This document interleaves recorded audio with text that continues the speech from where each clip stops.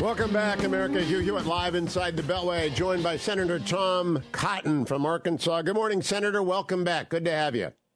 Good morning, Hugh. It's good to be back on with you.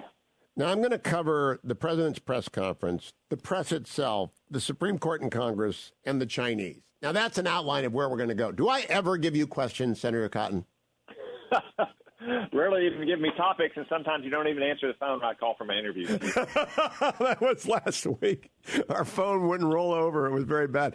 Senator, did you watch the press conference yesterday? Do you know that he had a cheat sheet with the questions on it and the answers? I've only seen excerpts of the press conference, but I have seen the now notorious cheat sheet he had. I think the Los Angeles Times and the White House both have a lot of explaining to do to provide the president not just with a topic, but with a detailed outline of a question in advance so he can stumble his way through an answer is unethical, and the American people deserve an answer.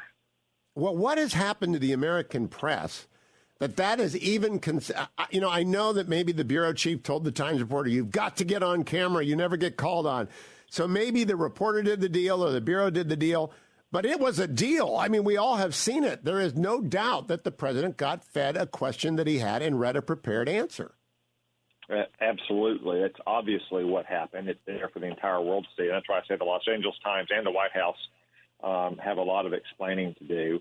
But this is just one more example of Joe Biden's decline. He's not capable of answering questions in public. Frankly, it's dangerous for our country when he does start speaking extemporaneously in public, because he starts doing things like demanding regime change in Russia. But this is why it's just Joe Biden is too old to be president. He's certainly too old to run for re-election. I got to get to the Chinese, but first I want to talk about the court. We've already blasted the president in the press. The Supreme Court is the subject of a lot of withering criticism. Dick Durbin, your colleague in the Senate, requested the Chief Justice to show up. The Chief Justice said, no, not going to do that. I don't know if they teach Article 1, 2, and 3 at Harvard Law, but I teach it every year. And I don't believe anything you pass requiring the Senate requiring Supreme Court justices to disclose anything is constitutional. What is your position on this? Because they are a separate but equal branch, and they do not dance to the tune that the Senate and the Congress and the president call. Well, Hugh, I think the chief was correct under the circumstances to decline the invitation. There are some cases where it might be appropriate for Supreme Court justices to testify in front of Congress in an air of comity and to pursue actual legislative solutions for the federal court system. That's not what this was. This was nothing but Dick Durbin and the Democrats trying to pile on scurrilous press attacks against Clarence Thomas and Harlan Crow, all of which admitted in the fine print in the 37th paragraph that Clarence Thomas had violated no law or no rule, and he disclosed everything that the law required him to disclose. Yet it's the left, whether they're in the Senate or whether they're in the media, continued assault on the legitimacy of the Supreme Court solely because they don't like the outcomes of certain Supreme Court decisions. Now, I had this argument with Ruth Marcus, who, like you, is a Harvard Law graduate, last week. And she said, well, they've got to. The Congress passed a disclosure law. I said, Ruth, if they did, it doesn't bind a justice because you are a separate branch. And the court can choose to agree with your aspirational suggestion, your nudge, your request. But there is no penalty at all, even if they don't file a thing.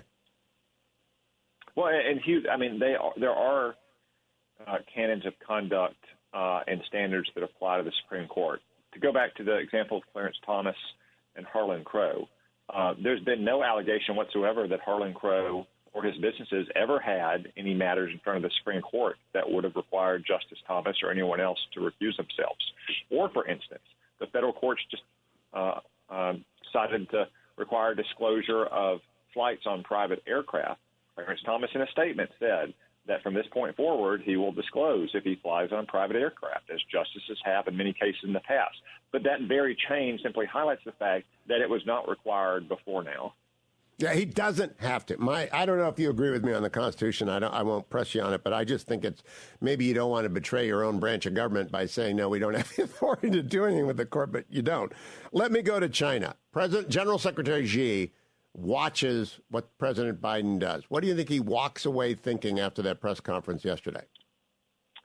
that Joe Biden is weak, aging, infirm, and doesn't have what it takes to stand up to Xi Jinping if he goes to the jugular in Taiwan or anything short of that in interfering with America's allies or obstructing our interests in the world. That's what Xi Jinping sees of Joe Biden. And that's why it's extremely dangerous if Joe Biden were to be elected to another term in office. Remember, it's a 4-year term starting in 2024. That means it goes past 2027, which is the end of Xi Jinping's third 5-year term. And when many observers, to include our recent commander in the Pacific, say Xi Jinping is intent on reclaiming or claiming Taiwan for communist China by invasion if necessary. So that's an issue that will come to a head in the next presidential term, and it should therefore be a central issue on the campaign trail. I am so nervous about where we are right now, Senator Cotton. I've been rereading Alone by William Manchester, Volume 2, in his 3 volumes on Churchill. And it's the era of appeasement, 1932 to 1939. And they really believed it. Neville Chamberlain and the gang, Stanley Baldwin, they really believed it. And I think Secretary Blinken, President Biden, to the extent he knows what's going on, they really believe it as well. But the Chinese have got to be looking at this and saying, this is a very tempting correlation of forces, as the Leninists like to say. Do you see what I see them seeing? Very much so. Churchill warned in his Iron Curtain speech not to give the Russians temptations to a trial of strength. And that's exactly what Joe Biden and the Democrats are doing with communist China right now, giving them temptations to a trial of strength, that if they want to achieve their long-standing goal of invading and annexing Taiwan to mainland communist China, the very best opportunity they may have is in the coming years or even months. Coming months is what concerns me, especially if there's a transition period. Now, I had Chairman Gallagher on this week as well as Elbridge Colby and John Walters of Hudson. I've heard it all. Can we do both Ukraine and Taiwan? Can we defend both Ukraine and Taiwan from their aggressor communist nations? Yes, I believe we can, and I do believe they are linked. I mean, that's what you hear from almost every person you talk to in Europe, to include Ukraine, and also when you talk to people in the Western Pacific, to include President Tsai Ing-wen in Taiwan, is that although it stretches our munition stockpiles to both aid Ukraine, be able to deter Taiwan, it also would send a terrible message to Xi Jinping if we were to simply walk away from the fight in Ukraine because it's lasted 15 months and we're tired of it. Xi Jinping thinks 15 months is nothing. And if that's what it takes for him to claim Taiwan for communist China, it's like the blink of an eye, especially in Chinese historical thinking. So one of the worst things we could do is to walk away from Ukraine, because it would send, in terms of what it means for the Western Pacific, because it would send that terrible message to Taiwan. Now, I am very concerned about our munition stockpiles and the state of our defense industrial base. And that's why I've worked in the Congress last year, working this year to try to rapidly accelerate in many ways the way we stockpile munitions, the way we build them faster. The Pentagon has taken some steps, but there's still much to be done. We're not talking about aircraft carriers or stealth bombers. We're talking about rockets and shells and missiles that are relatively straightforward to build. There's no reason these things should take years or even many, many months. News items this morning from John Ellis included one about a Louisiana factory that makes black powder, evidently the only factory in America that makes black powder anymore. And it's been out of commission for a year and a half since an explosion. We don't have an industrial base. We have an industrial Potemkin village. Yeah, it's very worse. I mean, over the last 30 years, until a few years back, starting under the Trump era, we made grievously wrong decisions. So one, we empowered what was obviously going to be our main chief rival for geopolitical dominance, China, by exporting trillions of dollars worth of jobs and factories to that country and enabling them to build up their military. At the same time, we hollowed out our own industrial base. Those two trends combined are now coming home to roost and exposing certain risks in the Western Pacific and in the struggle for mastery with China. We need to reverse both rapidly. Let me play for you to close out. Speaker McCarthy last night, after the debt limit raise bill was passed, he gave a press conference. Cut number 7, Jacob, the speaker last night. or not? There it is. That's right. Number It 7. is the largest saving of a bill.